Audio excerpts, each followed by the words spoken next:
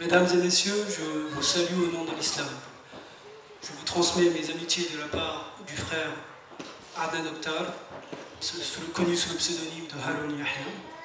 Et je suis ici pour vous parler des miracles du Coran. Il y a 14 siècles, une écriture sainte a été révélée à l'humanité tout entière, le Saint Coran. Depuis le premier jour de sa révélation jusqu'au jour du jugement dernier, ce livre est et restera le seul et unique guide pour l'humanité tout entière. Alors il existe d'innombrables preuves qui indiquent que ce livre est bien la parole d'Allah. Parmi elles, je citerai 1. Ses qualités littéraires inimitables qu'aucun être humain n'a pu et ne peut imiter. 2. Le fait que ce livre ne contienne absolument aucune contradiction ni incohérence.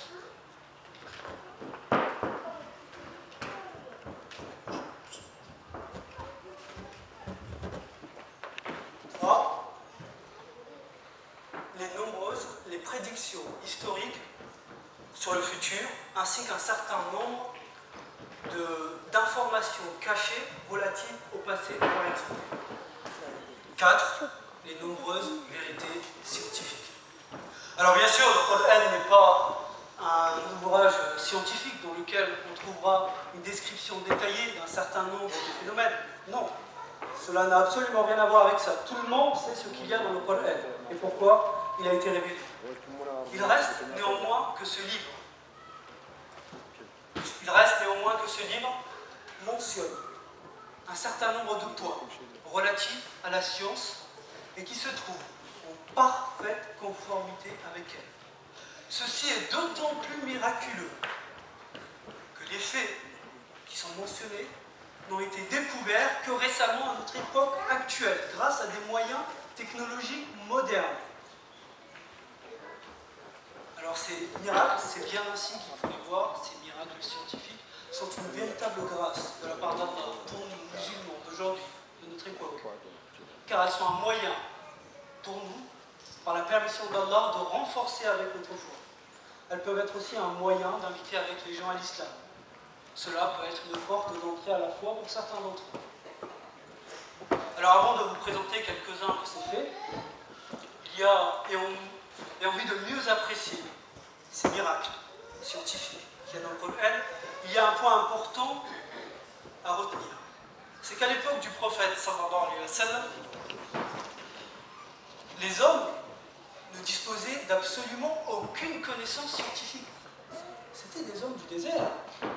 Ils croyaient en toutes sortes de superstitions et de mythes qui n'avaient absolument rien à voir avec la réalité. Le fait que la terre était plate, le fait que les cieux étaient soutenus par des montagnes. Allah subhanahu wa ta'ala balaya toutes ces superstitions, ces mythes, et nous informa d'un certain nombre de vérités et de certitudes.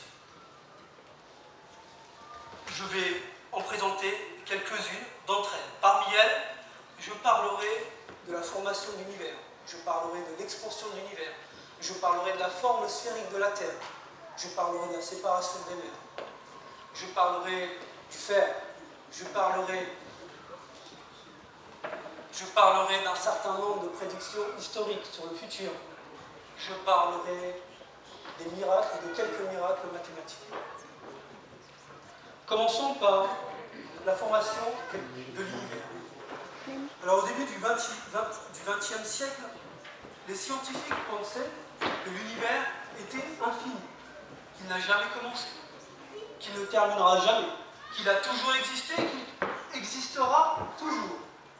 Seulement, au cours du XXe siècle, un certain nombre de preuves s'accumulèrent contre cette théorie, pour finalement l'invalider totalement et valider une théorie complètement contraire, la théorie du Big Bang. Littéralement la grande explosion. La grande explosion de quoi? D'un point infiniment petit, avec une force, une densité infiniment grande, il y a 15 milliards d'années, à partir du néant, pour former l'univers. Aujourd'hui, les scientifiques sont unanimes livres pour reconnaître que l'univers a été formé à partir de rien, à partir du néant, et qu'il a bien eu un commencement. Allah subhanahu wa ta'ala nous informe de ce fait, nous a informé de ce fait il y a 14 siècles. Qu'est-ce qu'il veut dire? Créateur des cieux et de la terre, ici ça désigne l'univers à partir du néant, à partir de rien. Ne retrouve-t-on pas la définition du Big Bang?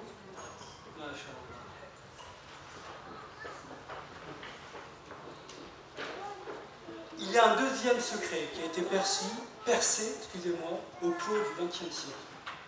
Le fait que l'univers est en expansion. Le fait que l'univers s'étend constamment.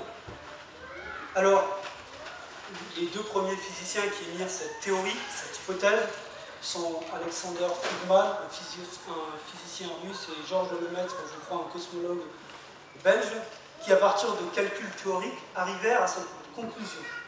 Seulement, les premières preuves par l'observation n'eurent lieu qu'à partir de 1929, grâce à ce physicien, à cet astronome, Edwin Hubble, un astronome américain qui fit une découverte fondamentale avec son télescope géant.